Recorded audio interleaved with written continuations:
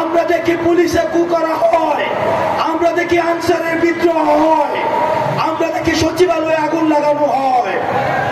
আমরা সবাইকে বলতে চাই, আপনারা রিয়েলিটি মাইনে নেন।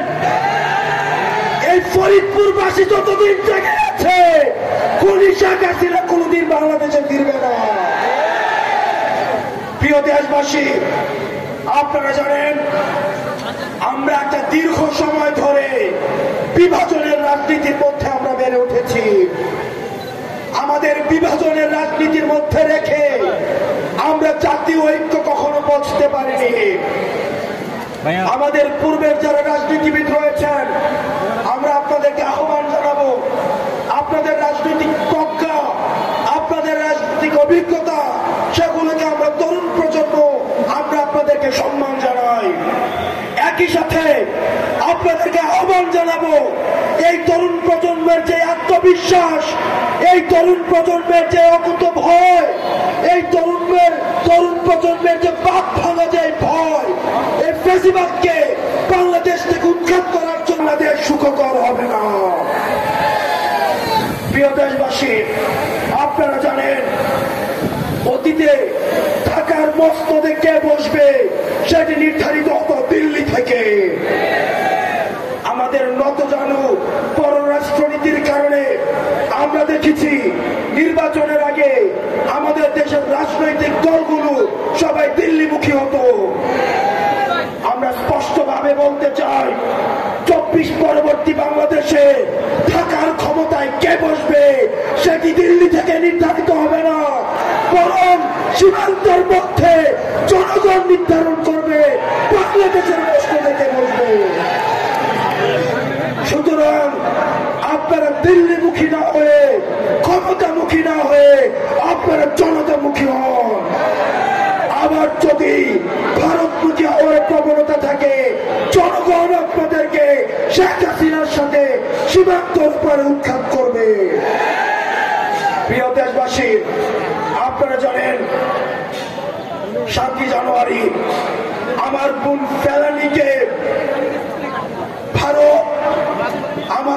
ফেলানীকে হত্যা করে কাঁটাতারে ঝুলিয়ে রেখেছিল।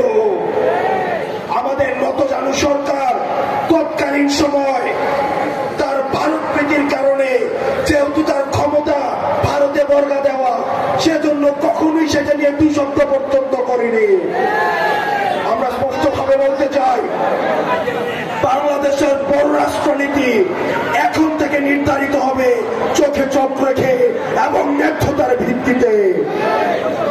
প্রিয় দেশবাসী, আপনারা জানেন বর্তমানে অন্তর্বর্তীকালীন সরকার বিভিন্ন সময় বলেন সিন্ডিকেট এক হাত বদলে আরেক হাত গিয়েছে।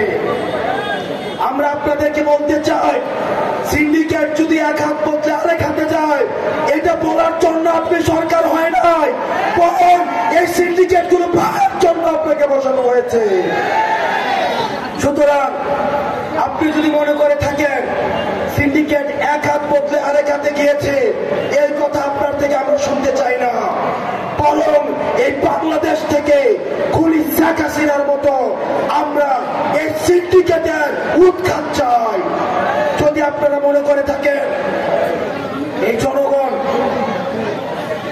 এই দ্রব্যমূল্যের ঊর্ধ্বগতি, দুর্নীতি, সিন্ডিকেট, এই বিষয়গুলিকে সহজভাবে নেবেন, আমরা অন্তর্বর্তীকালীন সরকারের কাছে আহ্বান জানাবো, দ্রুততম সময়ের মধ্যে কঠোর হস্তে এই সিন্ডিকেট এবং বাজার ব্যবস্থা নিয়ন্ত্রণ করুন।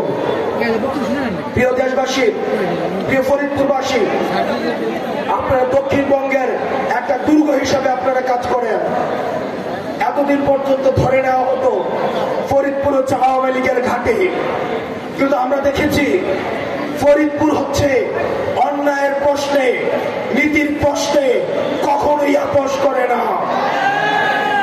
যখনই দেখেছে এই ফ্যাসিবাদ ছেকে বসেছে, তখনই এই ফরিদপুরবাসী এই ফ্যাসিবাদের বিপক্ষে তার শক্ত অবস্থান নিয়েছে। আপনারা রক্ত দিয়েছেন, আপনাদের রক্ত ঝরেছে রাস্তায়।